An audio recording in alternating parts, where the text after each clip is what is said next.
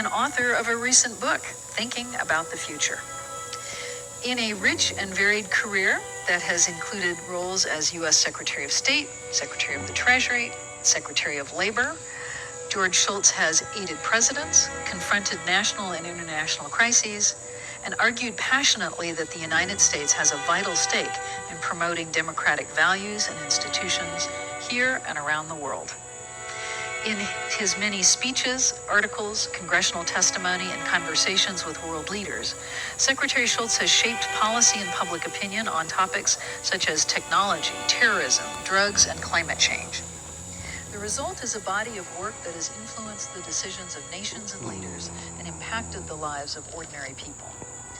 In his newest book, Thinking About the Future, Secretary Shultz has collected and revisited key writings of his own, applying his past thinking to America's most pressing contemporary problems.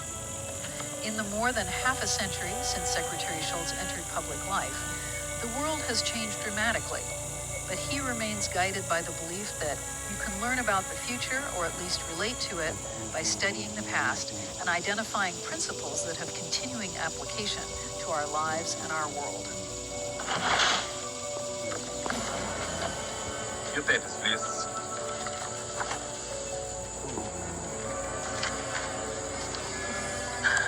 Mr. Nick Rivers, we have been awaiting the arrival of the famous American singer. Come here!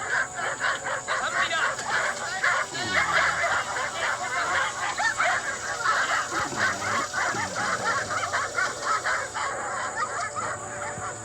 Where are they taking him?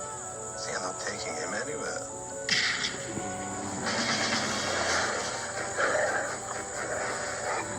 See your papers?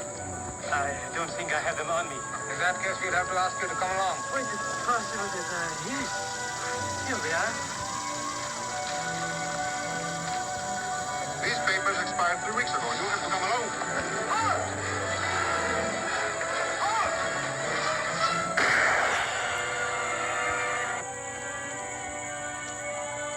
Are you ill? Maybe try the... Been having some stomach problems.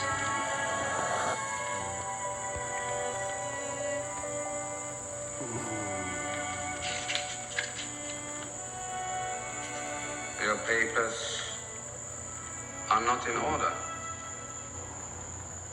They're in order. Look at them again. No. They are not in order.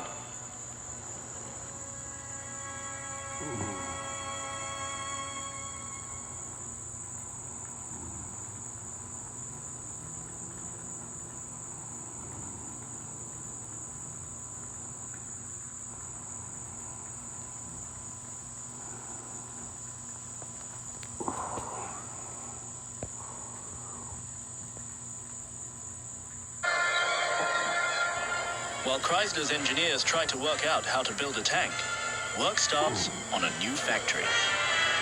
In less than a month, first ground was broken for the arsenal. Huge steam shovels, like fabulous monsters foraging for food, dug out massive chunks of earth to make way for deep foundations. Uncle Sam had asked for action, and action he got. Bricks and mortar, steel and glass. The American industrialists understood that not only do you need to build factories, you needed to equip them with the proper kinds of machine tools, because the Americans had more experience in using automated factory processes than any other country, and doing it on a large scale. At the same time, Chrysler's engineers visit the US Army's arsenal on Rock Island, and it's there that they're able to see a tank for the very first time. What they do is take it apart, and they then go back to Detroit laden with blueprints.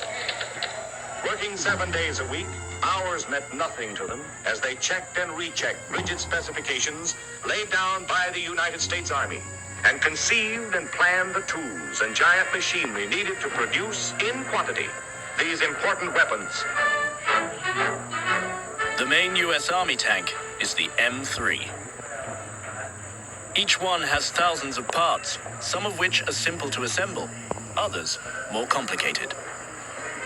Time was precious, and certainly none was wasted here.